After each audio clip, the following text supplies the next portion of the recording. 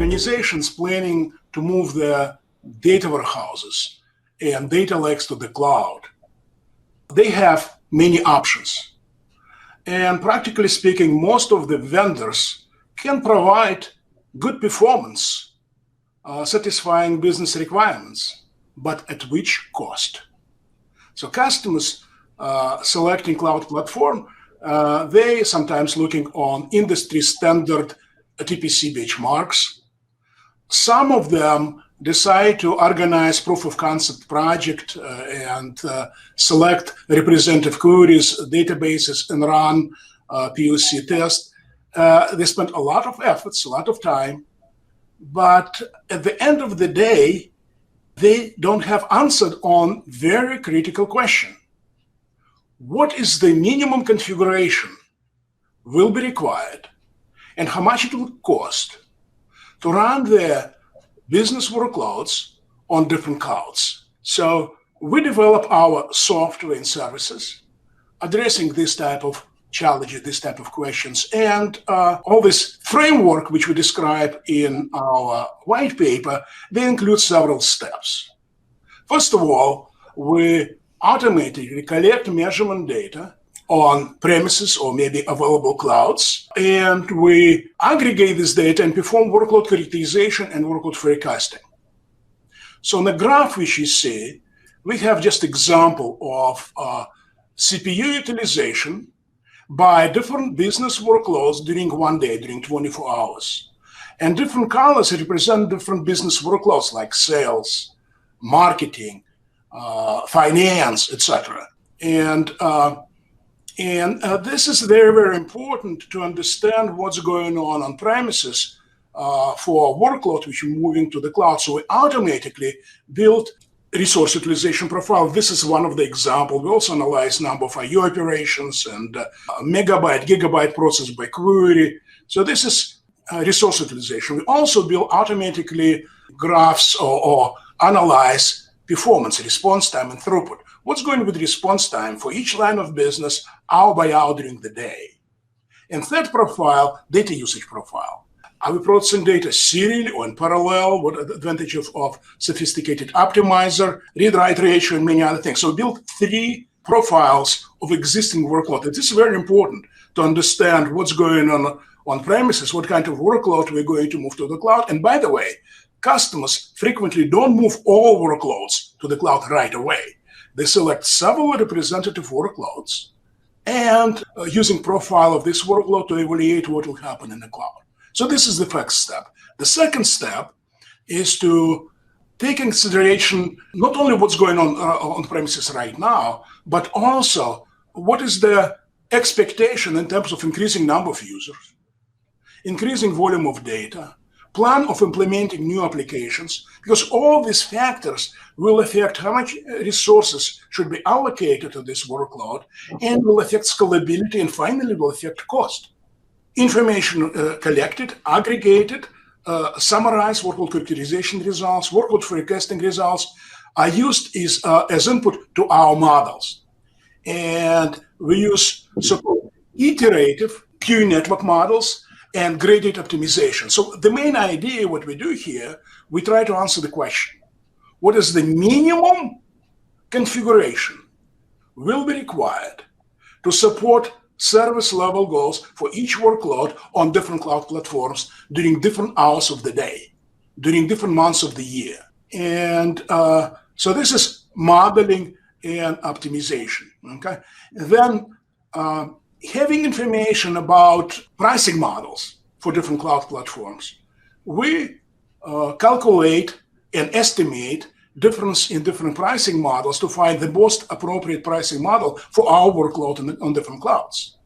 Okay, so this is results of our modeling and performance optimization. So for each cloud platform, in this case, we're analyzing Teradata Vantage versus Redshift and Snowflake. But in general, I'm talking about one of the project done for customer with enterprise scale data warehouse. But in general, it could be, we can analyze BigQuery and other platforms. But in this case, we're talking about example of analyzing Vantage versus Redshift versus Snowflake. So what we're doing here, based on the results of workload characterization, this is graph in the middle, we see usage of resources, pattern of usage of resources during different hours of the day. Obviously, we need different amount of resources during daytime. We need more resources rather than nighttime and evening time. So obviously, using elasticity or allocating different resources in a cloud can save a lot of money. So this is the results of our modeling. For each platform, we predict how many instances and instance type will be required during nighttime, daytime, evening time. We selected shift, but in general, it could be every hour of the day.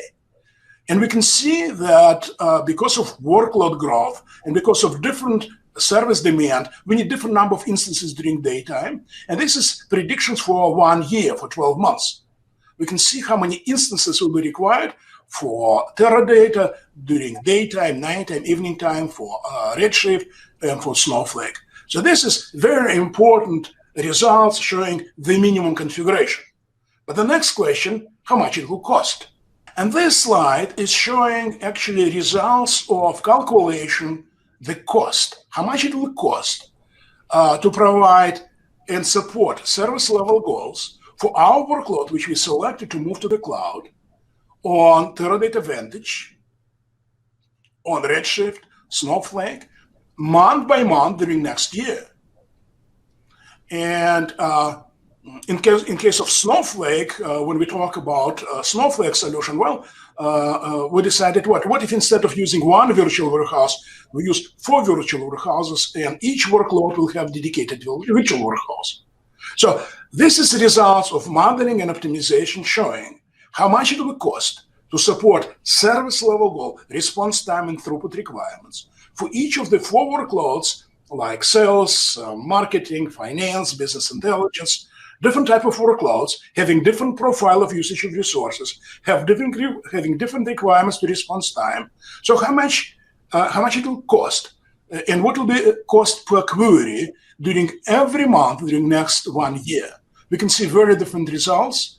This is relative cost, comparing Vantage versus Redshift versus Snowflake, etc. So this is information customers are looking for to compare different platforms and make their decisions about appropriate cloud platform for their workload to support not only performance requirements right now, but also take into consideration expected growth, increasing number of users, increasing volume of data. And by the way, when customers move workload to the cloud, they significantly increase number of new applications developed and implemented.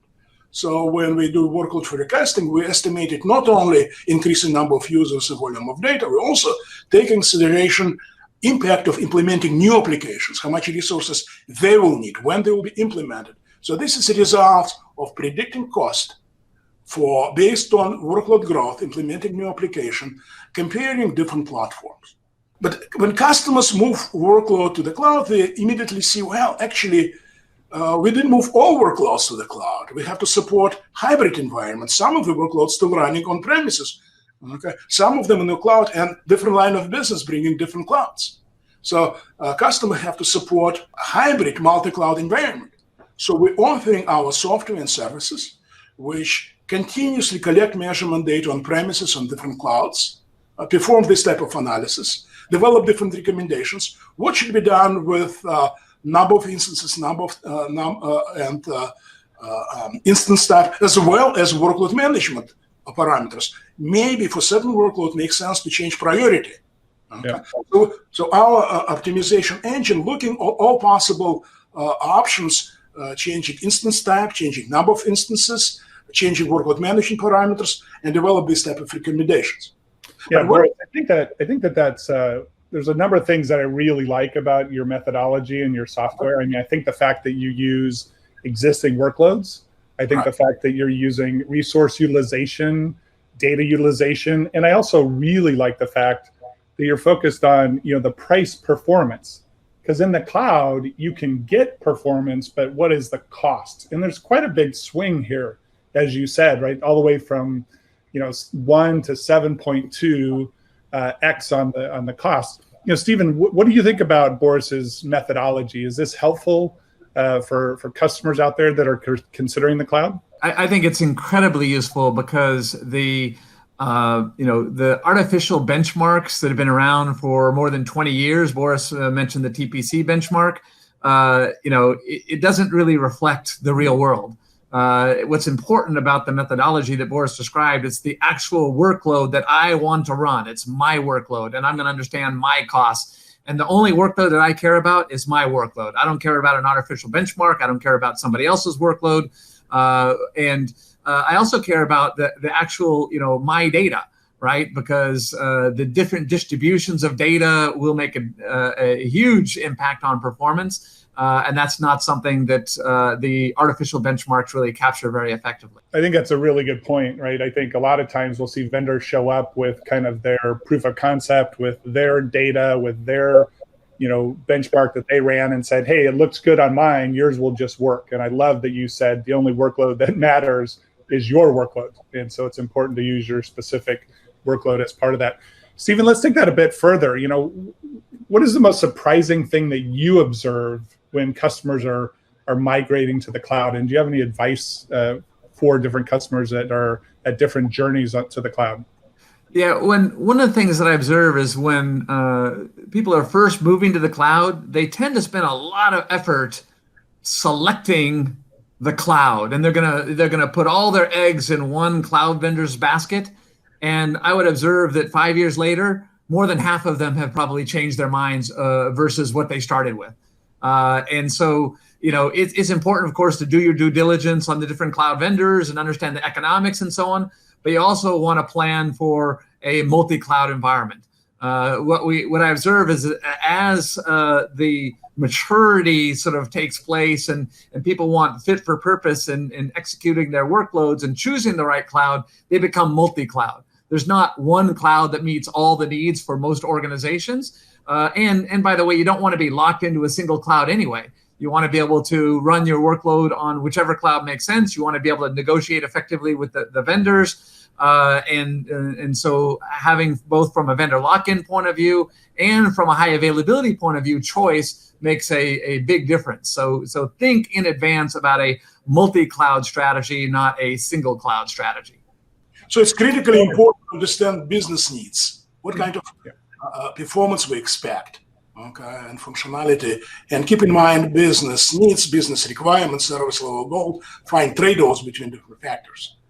I think that's key. I think that's key, Boris, right? Because you've got to be able to understand what is the business opportunity that you're trying to fix, and then leverage native cloud services to build that in, and then do it opportunistically based upon the business needs themselves. So, hey, Boris, let's get back to your white paper a little bit. So it looks very sophisticated about how you went through and built your methodology and the software. Why did you do this? What did you think was missing? And why did you think that the industry needed this kind of methodology and support? Can you talk a little bit about that? Yes. Observing what's going on in industry and customers spending a lot of time on running benchmark tests, building proof of concept tests. It takes a lot of efforts and takes half a year, even more, to build and run this type of benchmark test. And they have a lot of good information showing scalability and difference in service time after moving from on-premises to the cloud, because of difference in optimizers, difference in workload management, et cetera, et cetera. A lot of good information. But as I mentioned, it doesn't answer fundamental question about the cost. Okay, so this is the main motivation. We decided, how to use our technology in order to address this type of question. So this is main motivations: how to reduce uncertainty when people make strategic decisions, and how to reduce risk of performance financial surprises. But not only when select the cloud, but when we're managing cloud, and especially as Stephen mentioned, as soon as customers move workload to the cloud, in half a year, they see actually they have multiple clouds. So how to manage this type of environment, it's very difficult to do manually. It's like different silos. So there is need, we see there is need for organizing technology which will analyze multiple clouds at the same time, collect data automatically, automate workload characterization, automate all this process, and help customers to be in control. Yeah, Boris, I think that's a really good point. It's not a one and done, right? And then everything's great and it just moves forward, because the cloud is very dynamic, workloads are very dynamic, users are very dynamic. Hey, Stephen, let's go. Another point, as Steve mentioned, it's a multi-cloud environment. Yeah. It's not one cloud. And as soon as people move workload to the one cloud, they frequently decide, okay, let's evaluate different options and move from one cloud to another cloud. So selection of the cloud and managing, this is continuous process. It's not one-time type of project. Right. And in a lot of cases, multi-cloud is not even a very thought about decision. It could be that your parent company has acquired a subsidiary or another company that has standardized on a completely different cloud, and now you have to react to the multi-cloud paradigm, right? So it could be so many different cases that comes up in. Yeah, I know, Stephen, you really like this idea about a query fabric, right? And this kind of foundation of being able to push processing to different clouds and being able to manage across it. You want to talk a little bit about your view on some of the things Anu said around kind of query and query fabric across multi-cloud?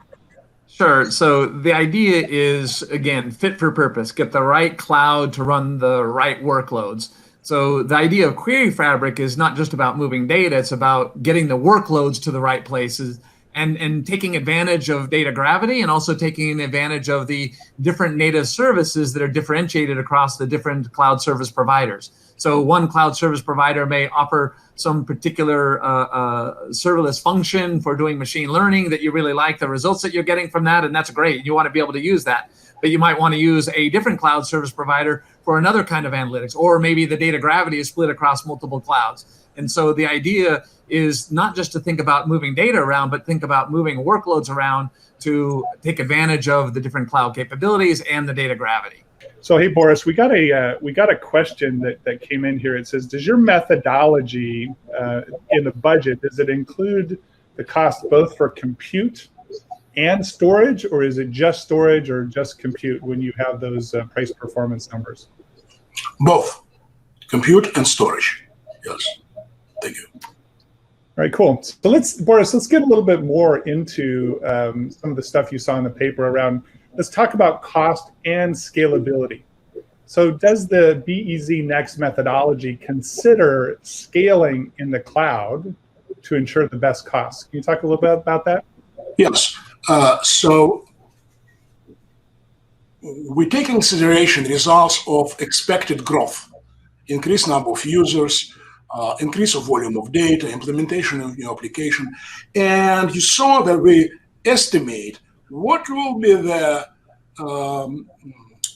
optimal instance type and number of instances, not only after migration to the cloud, but next month, in 2 months, in 3 months. Okay, so we take in consideration what should be done hour by hour during the day, because workload is changing, and also what should be done in terms of configuration parameters, how it will scale, and many factors will affect scalability.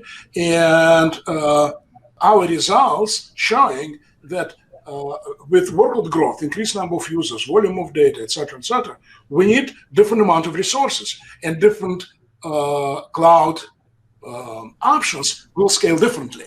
For some of them, they're very sensitive to increase if they don't take in consideration in their optimizer, let's say, indices very well. Okay, then increase in volume of data, non-linear increase amount of resources required, and cost.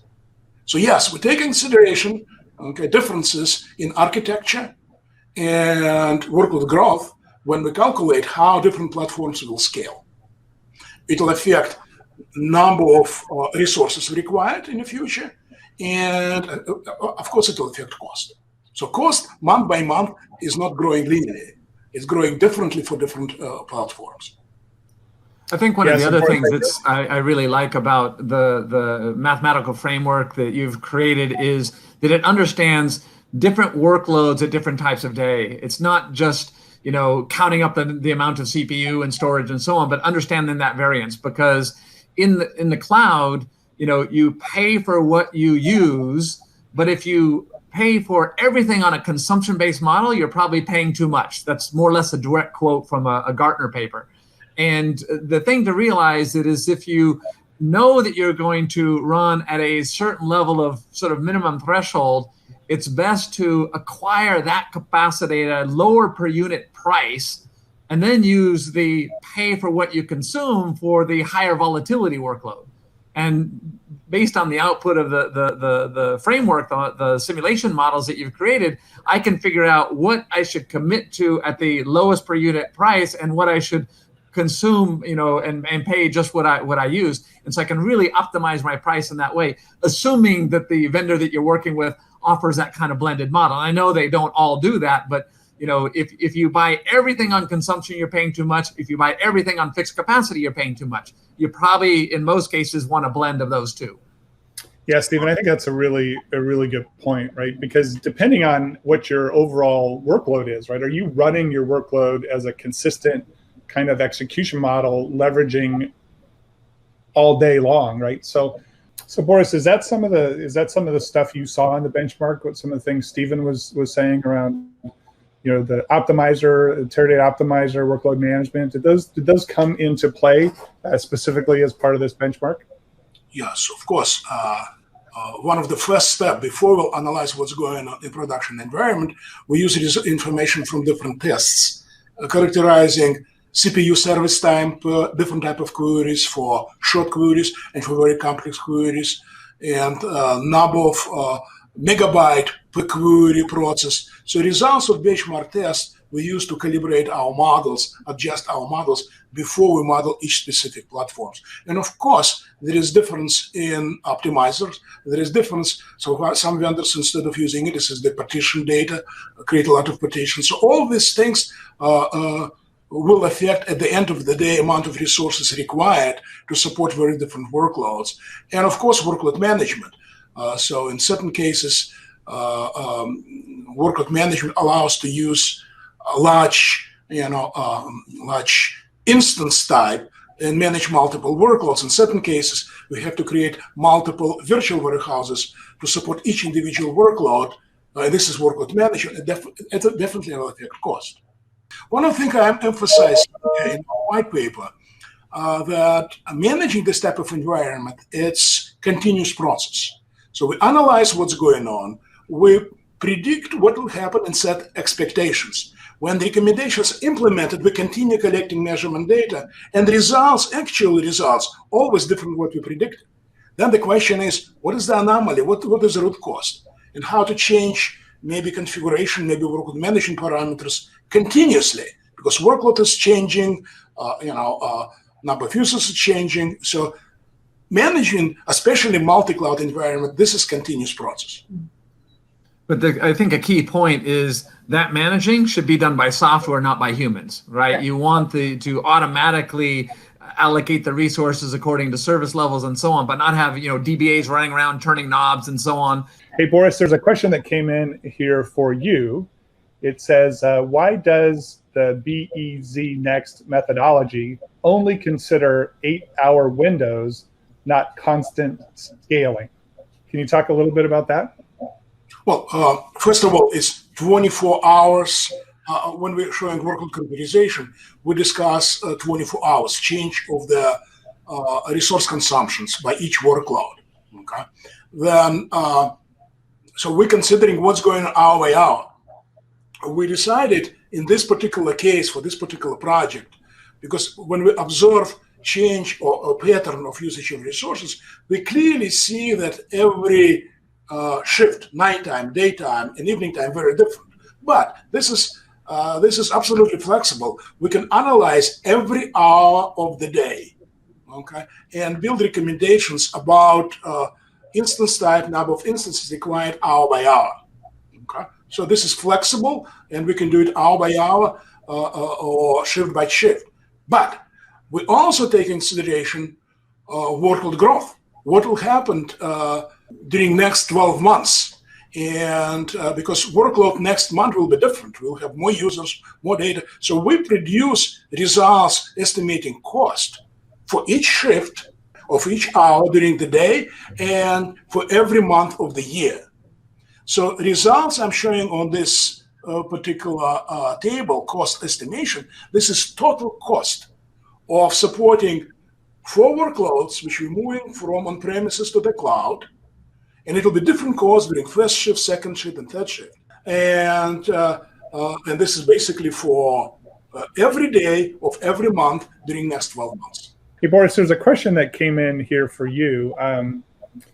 Why did you pick like cost per query as a core metric in the benchmark? Can you comment on that?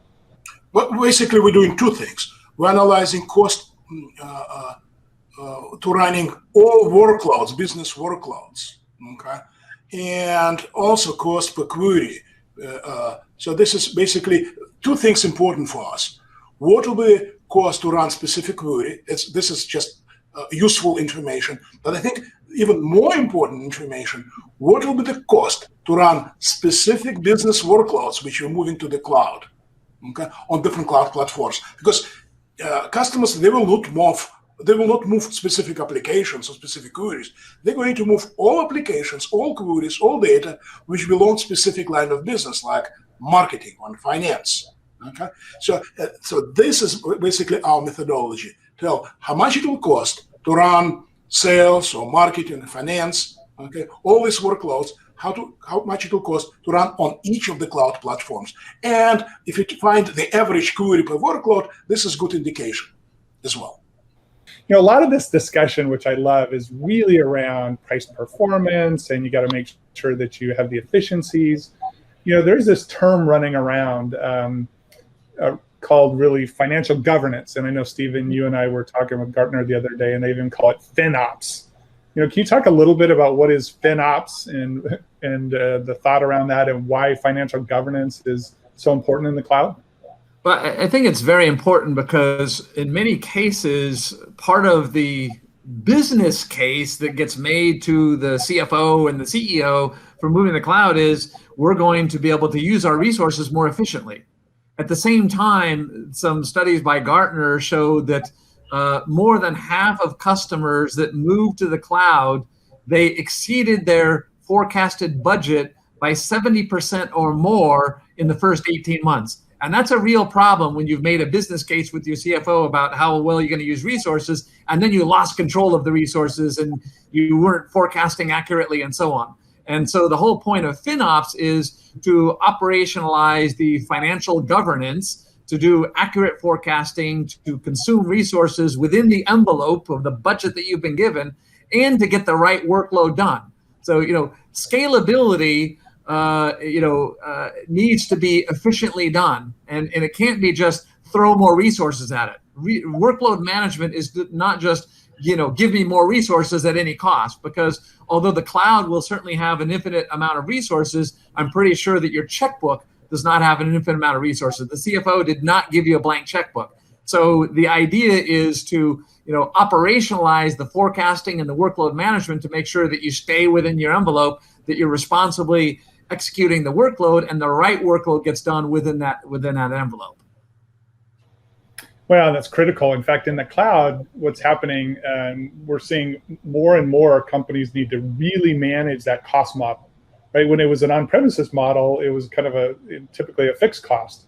But in the cloud, they've got to be able to manage that and effectively balance that between the business and the CFO and IT. So I think financial governance is a really important component to that. And that's why I like the BEZ Next model for doing the forecasting is really critical part of that, right? Because I'm not just making it up. I have a mathematical model based on actual execution of queries. And as the workload grows, as the data grows, it's not that cost per query is not a constant number. The cost per query in the mathematical models of BEZ Next consider how much is the data growing. Or if you have to duplicate data across multiple virtual data warehouses, Teradata doesn't have to do that because we are able to, manage huge concurrency against one copy of the data. But some products out there, they'll duplicate the data across multiple caches, and then of course you're paying for that. You're not paying the cost per storage, but it counts in the cost per query. So your cost per query increases as the concurrency increases because you're duplicating the working set in this expensive cache storage. That's really key point to make sure that you're driving that core efficiency and throughput around that. So Boris, a question came in here. thoughts on segregation of compute and storage, right? Obviously, that's key in moving to the cloud, and Teradata Vantage supports that also. But the issue when you start to think about it is the relationship between compute and storage is not always linear, right? Because you separate it, you're not scaling compute at the same time you're scaling storage because it depends on the business needs. Any thoughts about how you accounted for that in the benchmark, or any thoughts for the audience about how to think about that moving forward? Sure. When volume of data is growing, okay, it'll affect storage requirements. Okay, it'll affect number of I/O operations which should be performed, logical, physical I/O operations. Okay, and eventually it'll affect usage of resources. So more data, more storage, and more overhead of reading, writing information to the storage. And our model takes into consideration what's going on right now, and we calculate what will happen in the future based on increasing number of queries and based on projections of increasing volume of data. Okay, so we have so volume of data increase will affect both amount of storage requirements, number of I/O operations, okay, which affect at the end of the day overhead on usage of resources. In addition to additional resources used to perform regular functions of performed by the query. Yeah, so I think the thing is you're looking at existing workloads, you're looking at future workloads, and you can scale it differently depending on storage and compute as part of the model. Okay, good. Well, and I think on to that point, be careful. The CSPs can change the egress charges. They can go up, they can go down, and you need that portability, that flexibility, the ability to push around different workloads. So I want to thank everybody for joining us today on our LinkedIn Live, proven framework to select the best cloud data platform. Boris, thank you. Anu, thank you. Stephen, thank you.